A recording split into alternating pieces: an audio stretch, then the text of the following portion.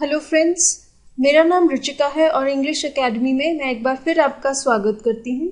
ये हमारी सीरीज है learn English speaking and translation through Hindi और हमारा आज का टॉपिक है इंग्लिश ग्रामर का एक टॉपिक है ये काउंटेबल एंड अनकाउंटेबल नाउन्स। इसके बारे में बात करेंगे। तो जैसा कि हम इसके नाम से ही जान सकते हैं, यहां पर हम बात कर रहे हैं संज्ञा की। संज्ञा जिसे हम इंग्लिश में नाउन्स के नाम से जानते हैं। सबसे पहले देखते हैं काउंटेबल नाउन्स। काउंटेबल नाउन्स क्या होती हैं? वो संज्ञाएं जो गिनी जा सकती हैं, जिनको हम काउंट कर सकते हैं, गिन सकते हैं, उन्हें कहते हैं काउंटेबल नाउन्स।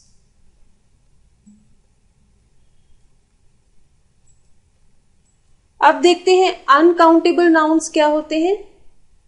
वो संज्ञाएं जो गिनी नहीं जा सकती हैं, उनको हम अनकाउंटेबल नाउन्स कहते हैं। चलिए एग्जाम्पल्स देखते हैं काउंटेबल नाउन्स की। पेड़, चिड़िया, गाय, लड़की, घर, विचार, टमाटर, अनार, पिज्जा, कोई भी चीज जिसको आप गिन सकते हैं, वो चीज का नाम काउंटेबल नाउन्स है। इंग्लिश में ये वर्ड्स हैं tree, bird, cow, girl, house, idea, tomato, pomegranate, pizza. ये सब मैंने हिंदी वर्ड्स को ट्रांसलेट करके इंग्लिश में लिखा हुआ है आपकी आसानी के लिए।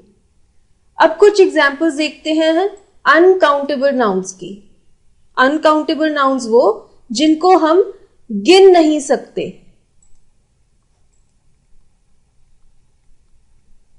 चलिए इनकी एग्जाम्पल्स देखते हैं।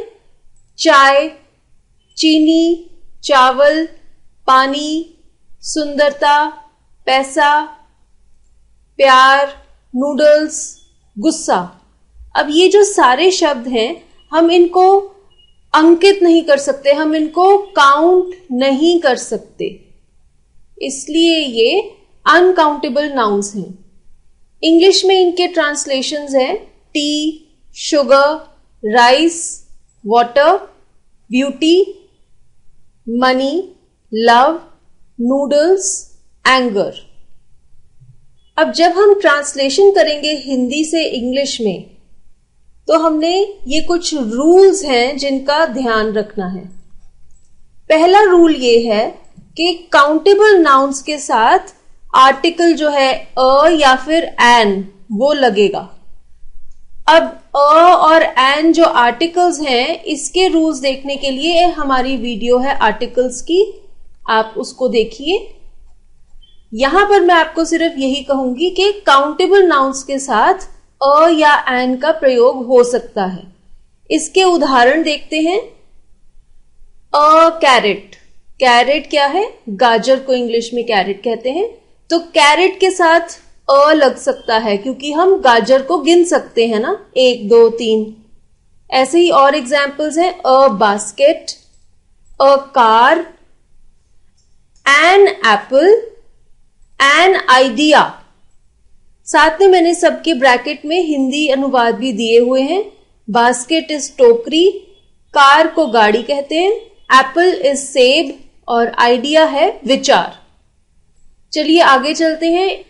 सेकेंड रूल जो है ट्रांसलेशन का, काउंटेबल नाउन्स जब एक से ज्यादा होते हैं बहुवचन में, तो प्लूरल फॉर्म में इस्तेमाल किए जाते हैं। सभी काउंटेबल नाउन्स की प्लूरल फॉर्म होती है। जैसे कि कैट की प्लूरल फॉर्म कैट्स, बस की बसेस, बॉटल की बॉटल्स, कप बन जाएगा प्लूरल फॉर्म में कप्स, बॉक्स बन जाएगा बॉक्सेस और फ्रेंड बन जाएगा फ्रेंड्स। थर्ड रूल है, काउंटेबल नाउन्स के बारे में जब हम सवाल पूछेंगे तो हम कहेंगे हाउ मेनी। जब भी आप काउंटेबल नाउन्स की बात करेंगे तो आप सवाल पूछेंगे हाउ मेनी। एग्जाम्पल देखते हैं। How many oranges do you want? तुम्हें कितने संतरे चाहिए? जब ये सवाल सही बन रहा है, how many oranges do you want, तो आप इसका आंसर दे सकते हैं। आप बोल सकते हैं 1 2 3 में आंसर दे सकते हैं। इसका मतलब है ऑरेंजेस क्या है? ये काउंटेबल नाउन है। जिस संज्ञा का जवाब आप हाउ मेनी के रूप में दे सकते हैं वो संज्ञा काउंटेबल नाउन है। एक और example, how many bricks are there? वहां कितनी ईंटें हैं? इसका भी जवाब दिया जा सकता है, यानी कि हम ब्रिक्स को काउंट कर सकते हैं। ब्रिक्स भी काउंटेबल नाउन है। अब यहां पर फर्स्ट रूल है ट्रांसलेशन का जब आप अनकाउंटेबल नाउन्स की बात करेंगे। फर्स्ट रूल ये है कि अनकाउंटेबल नाउन्स के साथ अ या एन नहीं लगेगा। अनकाउंटेबल नाउन्स गिने नहीं जा सकते। अ या एन जो आर्टिकल्स हैं वो एक वचन के साथ प्रयोग होते हैं, परंतु अनकाउंटेबल नाउन्स क्या है? गिने नहीं जा सकते, इसलिए उनके साथ अ या एन नहीं आएगा। ये एक बहुत ही इंपॉर्टेंट रूल है ट्रांसलेशन करने का। चलिए अब सेकेंड रूल देखते हैं अनकाउंटेबल नाउन्स की ट्रांसलेशन का। अनकाउंटेबल नाउन्स का बहुवचन यानी कि प्लूरल फॉर्म नहीं होता है। जब आपने अनकाउंटेबल नाउन्स की मात्रा यानी कि क्वांटिटी बतानी है कि कितना है कोई चीज, तो आप उसके लिए शब्द, भाव या फिर मात्रा कहेंगे। यानी कि आप कह सकते हैं सम, मोर, लॉट्स ऑफ, या फिर 1 कप, 1 स्पून, ऐसा कोई भी शब्द आप इस्तेमाल करेंगे। लेकिन आप 1 2 3 ऐसी क्वांटिटीज नहीं यूज कर सकते अनकाउंटेबल नाउन्स के साथ। कुछ एग्जाम्पल्स देखते हैं अनकाउंटेबल नाउन्स की। थोड़ा नमक, सम सॉल्ट। अब यहां पे आप सॉल्ट को जैसे कि गिन नहीं सकते, तो आप उसके साथ सम यूज कर लेंगे। या फिर आप कहते हैं बहुत प्यार, लॉट ऑफ लव।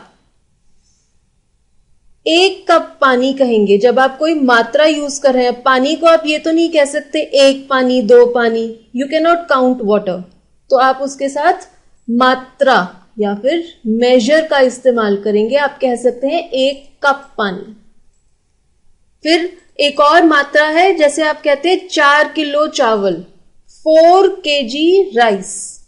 ये भी एक मात्रा है जो आपने यूज की अनकाउंटेबल नाउन राइस के साथ। फिर एक और एग्जाम्पल है 2 चम्मच चीनी। तो यहां पे मेजर है चम्मच, क्योंकि चीनी को भी हम काउंट नहीं कर सकते। 2 spoons of sugar. Friends, in English, we do not say 1 salt, a rice, an anger, etc. अब ये देखिए तीसरा नियम है ट्रांसलेशन का। अनकाउंटेबल नाउन्स के बारे में आपने सवाल जब पूछना है तो आप कहेंगे how much. Uncountable nouns how much को आंसर करेंगे। एग्जाम्पल देखिए, कितनी चीनी चाहिए? इंग्लिश में कहेंगे how much sugar do you want. अब शुगर के मामले में हाउ मच का सवाल आपको जवाब देगा। आप कह सकते हैं I want a cup of sugar, I want a spoon of sugar, या फिर आई वॉन्ट सम शुगर। तो शुगर का जब आप सवाल पूछते हैं हाउ मच शुगर, तो आपको इसका सही जवाब मिलेगा। एक और एग्जाम्पल है कितने चावल बचे हैं, how much rice is left. यहां पर भी जब हमने सवाल पूछा हाउ मच राइस के मामले में, तो हमें सही जवाब मिलेगा। इससे हमें यह पता चलता है कि राइस भी अनकाउंटेबल नाउन है।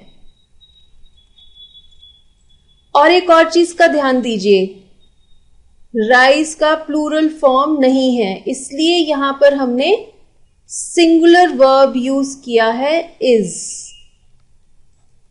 यहां पे आर का प्रयोग नहीं होगा क्योंकि अनकाउंटेबल नाउन्स का प्लूरल फॉर्म नहीं होता है। यहां पे कंपैरिजन दिया गया है काउंटेबल एंड अनकाउंटेबल नाउन्स का। देखिए, जब अनकाउंटेबल नाउन है तो हम कहेंगे लॉट्स ऑफ वाटर। ये देखिए समुद्र है और इसमें कितना सारा पानी है, हम कह नहीं सकते। और जब हम इसे काउंटेबल नाउन की तरह यूज करेंगे तो हम कह सकते हैं a glass of water. A glass of water का मतलब है 1 ग्लास। ऐसे ही हम कह सकते हैं 2, 3, 4 कितने भी ग्लासेस ऑफ वाटर। तो यहां पे हमने पानी को मेजर में बोला, एक मेजर है ग्लास का, तो हमने कहा अ ग्लास ऑफ वाटर, तो ये ग्लास के हिसाब से काउंटेबल हो गया। एक और एग्जांपल देखिए, अनकाउंटेबल नाउन है सम राइस। सम राइस से हम ये नहीं कह सकते कि कितना राइस है। अब अगर आपने इसे काउंटेबल की तरह यूज करना है तो आप कहते हैं अ बाउल ऑफ राइस। तो आपने फिर से एक मेजर यूज किया, एक मात्रा यूज की, और वो है बाउल। तो बाउल के हिसाब से आप इसको मेजर कर सकते हैं, नाप सकते हैं। आप कह सकते हैं 1, 2 या 3 बाउल्स। अब जो और वर्ड्स हैं जो अनकाउंटेबल नाउन्स के साथ यूज होते हैं वो है some and any. They are used with plural uncountable nouns. और मेजर डिफरेंस क्या है सम और एनी के बीच में? सम यूज होता है पॉजिटिव सेंटेंसेस में और एनी यूज होता है नेगेटिव सेंटेंसेस में। यहां पे एग्जांपल्स देखते हैं सम के सेंटेंसेस की। Is there some milk in the kitchen? तो आप ये आशा कर रहे हैं कि कुछ मिल्क होगा किचन में, तब आप सेंटेंस में सम का यूज करेंगे। और जब सेंटेंस है I do not see any milk in the kitchen, तो ये सेंटेंस नेगेटिव है। नेगेटिव सेंटेंस में any का यूज होगा। एक और एग्जांपल देखिए, I have some money, यानी ये भी एक पॉजिटिव सेंटेंस है। आप कह रहे हैं कि कुछ मनी है आपके पास, तो यहां पे आपने सम लगाया है। सेम नाउन है मनी, उसके साथ जब आप ये वाक्य बनाएंगे I do not have any money. अब ये सेंटेंस क्या है? नेगेटिव, कि आप कह रहे हैं आपके पास कुछ भी मनी नहीं है, तो आप एनी का इस्तेमाल करेंगे। I think there is some sugar in the jar, ये भी एक पॉजिटिव सेंटेंस है। आप ये आशा कर रहे हैं कुछ शुगर है जार में। और अगर आप सेंटेंस बनाते हैं I don't think there is any sugar left in the jar, ये सेंटेंस एक नेगेटिव मैसेज दे रहा है कि आपको लग रहा है कुछ शुगर नहीं बची है जार में, तो आपने एनी का इस्तेमाल किया। अब ये सेंटेंसेस हैं आपकी प्रैक्टिस के लिए, आप इन्हें इंग्लिश में ट्रांसलेट कीजिए और फिर आगे चल के इनके आंसर्स देख सकते हैं। पहला सेंटेंस है, एक रोटी और कुछ चावल ले आओ। चलिए इसका आंसर देखते हैं। Bring 1 chapati and some rice. Next sentence है, जब शाम 4 चॉकलेट ले आया तो उसकी मां बहुत गुस्सा हुई। इंग्लिश में कहेंगे, when Sham bought 4 chocolates, his mother got very angry with him. यहां पे आप देख सकते हैं डिस्टिंक्शन है काउंटेबल और अनकाउंटेबल नाउन्स की। चॉकलेट्स काउंटेबल नाउन है, तो इसके साथ 4 आया है, ये एक अंक है, हम चॉकलेट्स को गिन सकते हैं। और एंग्री, एंगर यानी कि गुस्सा, इसको हम गिन नहीं सकते, इसलिए इसके साथ नंबर नहीं आएगा। इसके साथ वर्ड्स जैसे सम, वेरी, लिटिल, लॉट ऑफ, तो यहां पे हमने वेरी का इस्तेमाल किया है, ये अनकाउंटेबल नाउन है। एक और सेंटेंस है प्रैक्टिस के लिए, बहुत सारे बच्चे इकट्ठे होकर बहुत शोर मचा रहे थे। जब हम इसे इंग्लिश में ट्रांसलेट करेंगे, देखिए यहां पर बहुत 2 बार इस्तेमाल हो रहा है। पहली बार बच्चों के साथ और दूसरी बार शोर के साथ। बच्चे क्या है? ये है काउंटेबल नाउन्स। और शोर क्या है? ये है अनकाउंटेबल नाउन्स। हालांकि दोनों के पहले बहुत लगा है, पर इंग्लिश में ट्रांसलेशन में क्या फर्क है? चिल्ड्रन जब हम गिन सकते हैं, हम उसके साथ लिखेंगे many. Many children had gathered and were making a lot of noise.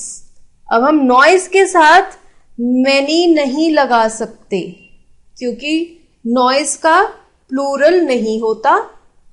ये अनकाउंटेबल नाउन है, इसके साथ हम अ लॉट ऑफ लगाएंगे। चिल्ड्रन क्या है? चिल्ड्रन काउंटेबल नाउन है, तो इसका वन होता तो क्या होता? चाइल्ड।